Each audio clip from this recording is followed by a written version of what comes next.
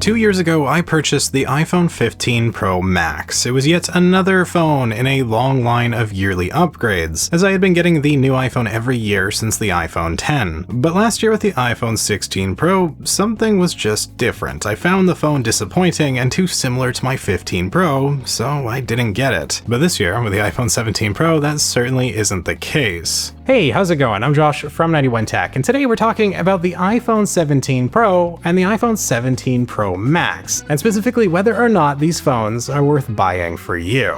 These are expensive phones, but they're also the best of what Apple has to offer, and if we're being honest, about the best smartphones you can buy, at least depending on who you ask. If you're an iPhone user, this is as good as it gets, and it's pretty dang good. The 6.3-inch iPhone 17 Pro will run you $1099 for the 256GB model, and the 6.9-inch 17 Pro Max comes in at $1199. While the 16 Pro did start at $999 last year, it only had 128GB, which of course is no longer an option, so there hasn't actually been any price increase here, which is nice to see. It was heavily rumored. Sure, I would like more storage, but 256 is fine, and it's the model I personally ended up opting for. This really is a pro phone in every sense of the word, and it's got everything you could ever want in a smartphone. 3 amazing cameras with a mind-blowing new 48-megapixel telephoto lens, and can't forget that upgraded selfie camera. The battery life is a huge step forward, and the horsepower on display here is unmatched with the A19 Pro chipset, plus all the focus on cooling with the shift to aluminum, and the inclusion of a vapor chamber of all things. Apple claims this phone can provide 40% better sustained performance than the 16 Pro, and the jump from 8GB of RAM to 12 can only help. In short, the iPhone 17 Pro is a substantial upgrade to the 16 Pro, and the biggest we've seen in some time. If you're the type of user who would prefer to opt for a Pro iPhone, then this is, without question, the device for you. There's no real difference between the 17 Pro and 17 Pro Max beyond the size, and naturally better battery life in the bigger phone, though the smaller 17 Pro is still pretty impressive in this department. So whichever size feels right to you is the one to get. You don't need to worry about losing out on anything with a smaller model. I think the only real problem here is that this phone is quite frankly overkill. It's just not the phone most people will look to buy, nor should they. Most of these features are completely unnecessary, even if they're cool, and this phone is really pricey. Even if you go with a financing option or buy on contract from a carrier, you're still spending a whole lot more than you would be on something like the non-Pro iPhone 17, which in its own right is also an amazing device. That's why the big theme for this video, the ultimate answer to whether or not the 17 Pro is worth it, is maybe. It really depends on the kind of user you are, what you do with your phone, and most importantly, whether or not you want it, assuming it's within your means to purchase it. Because there is one more top-end flagship you might look at that's almost just as pricey, and that of course would be the iPhone Air, coming in at $999.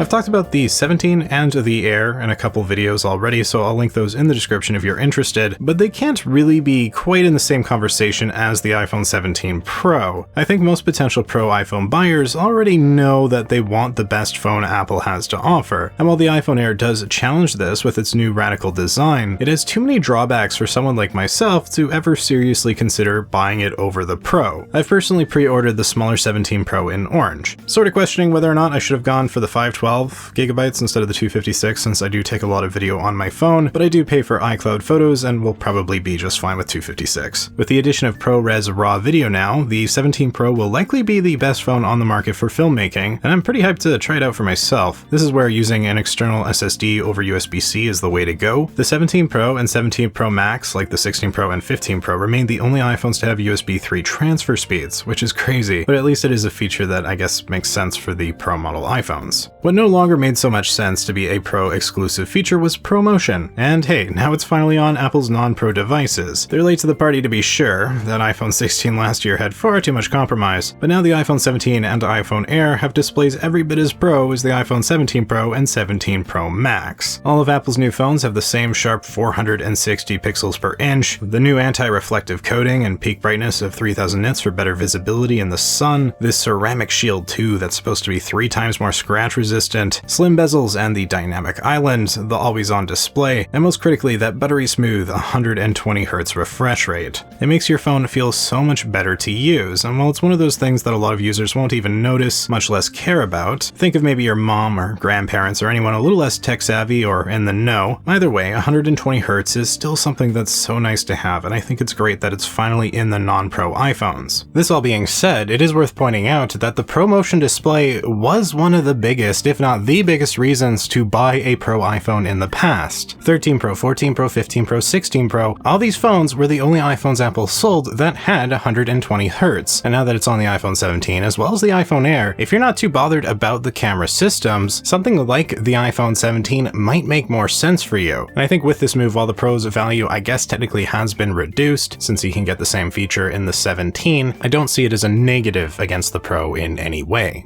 Again, the iPhone 17 Pro comes in at 6.3 and 6.9 inches, same as the 16 Pro. The Max is the biggest iPhone you can buy, but notably the iPhone Air is 6.5 inches, which is slightly bigger than the $100 more 17 Pro. But of course, plenty of compromise there with only the one camera lens and a big hit to battery life. The iPhone Air is a device that puts form over function, and it belongs in a category of its own, whereas the 17 Pro puts function over form, and you can see it immediately with its unique bulky look, and how Apple has utilized this new build to push the performance to its limits. Let's talk about the design of this phone. I've seen a lot of mixed reactions online, and personally I've been feeling really torn myself. On one hand, it is significantly different from the look we've seen since 2020 really, with the iPhone 12 Pro, and it's about time, even if I do still like that design. Going to this unibody aluminum shell with a massive camera bump that stretches across the back. Kinda funny, we're going like full circle back to aluminum, only a couple years after Apple made this huge deal about their switch to titanium. Considering what they said about how much better this is for thermals, I've got no problem with this switch. The camera plateau, as Apple calls it, is quite large, but I do think it makes sense. Not just to cram more internals up there, but also because it helps the inevitable camera wobble be a lot less brutal. I can appreciate that, especially coming off reviewing the Galaxy Z Fold 7 sort of recently, which, as awesome as it was, had the worst camera wobble I have ever experienced. The aluminum stretching across the back of the phone is huge for thermal management, and this ceramic shield sounds pretty tough. It is a bit of a weird look being separate from the rest of the shell, but it of course allows for wireless charging and MagSafe, and apparently it's 4 times more resistant to cracking. With the aluminum and the tough ceramic shields on the front and back, this phone should be one of the most durable flagships on the market. I'll be very curious to see drop tests and the like for this beast because I'll bet it performs really well. Apple clearly thinks so with all these shots of crap being thrown at it, which is a pretty cool visual. I don't think anyone's going to complain about a tougher phone. One thing that won't be for everyone though is the fact that there's only 3 color options, and none of them being black does feel a bit odd. What we do get is silver, deep blue, and of course that cosmic orange. It's a bold choice, one Apple was probably able to do because of this switch to aluminum, and I do quite like it. I think it's got to be the punchiest color we've seen on Apple's best flagship since what? The iPhone 7 in product red? It reminds me of the Coral iPhone XR, and I'm pretty excited to get my hands on it and see it for myself. Of all things, I just reviewed the Pixel 4 XL, kind of gives me those vibes as well. The Apple logo placement definitely feels a bit weird, being lower now but centered on the ceramic shield. There's got to be a joke in here somewhere about the Apple logo falling over time, something about gravity and the Apple hitting Newton in the head, I don't know. Gonna take a bit for me to get used to this, but just like when the iPhone 11 Pro centered the Apple logo in 2019, I'm sure it'll feel normal pretty quickly.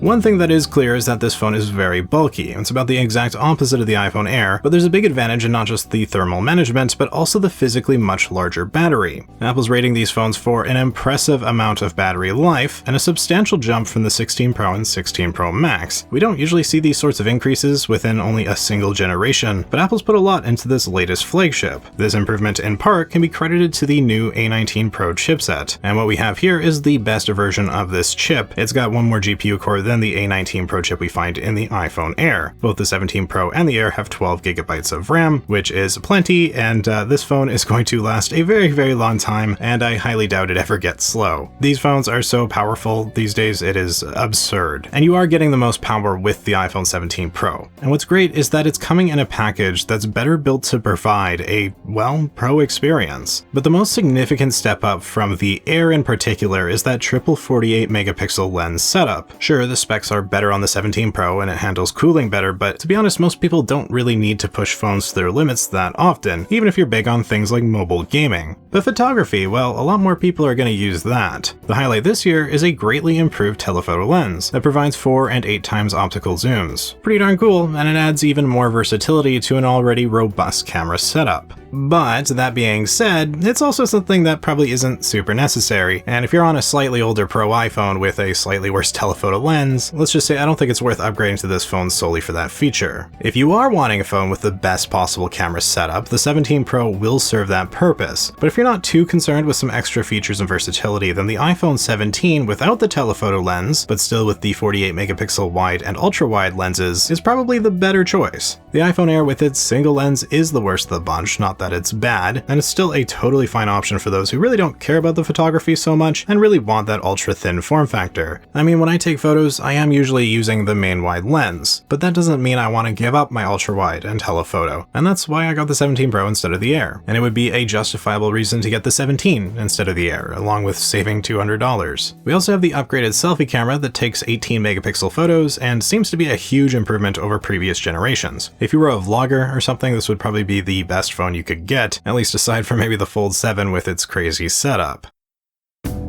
I don't really feel like I have too much to say here. This is a smartphone in a different tier than Apple's other options, and it appeals to a certain subset of user. Maybe someone who's got a heavy wallet, or someone who wants those triple cameras, or whomever else. This isn't Apple's best value phone. I think the iPhone 17 is better value because you get most of what comes with the 17 Pro, but for $300 less. ProMotion makes the 17 so much better than the 16 was, it is crazy. But still, the 17 Pro is there for a reason. People are gonna buy it because they want those cameras, they want that hardware, maybe they'd even want that orange color. If you've been holding out on an older Pro iPhone, this does feel like a great year to upgrade. You'll likely find the biggest upgrades in the cameras, and more than anything else, likely battery life, to be honest. But I don't think the 17 Pro is a must-buy by any means. It's just a really good option if you've been looking to upgrade anyways. As a 15 Pro Max owner, I think I would have been totally fine for another year on my phone, but I did, of course, pre-order the 17 Pro. After skipping the 16 Pro last year, I've been feeling that itch again for a new iPhone, and the new camera features should be fun. So stay tuned for a future unboxing and, of course, a full review once I've got the phone in my hands. And I'm very curious, are any of you planning on buying the 17 Pro, or have bought it already? What do you think of that design? Is it a bit too out there for your taste, or do you like it? I think I'll just need some time to get used to it, and I already love the orange, but make sure you let me know your thoughts in the comments down below. And that's about it from me. Thank you so much for watching this video. If you found it interesting or helpful, please hit that like button and consider subscribing for more content just like this. I'll link in the description videos I've done on the iPhone 17 and the iPhone Air if you're curious. And we do have a Discord server also linked down there if you want to come by, say hi, great community over there. Huge shout out to the channel members for being the absolute best. Thank you guys so much. And thank you all so much for watching. I'm Josh from 91 Tech, and I will see you all next time.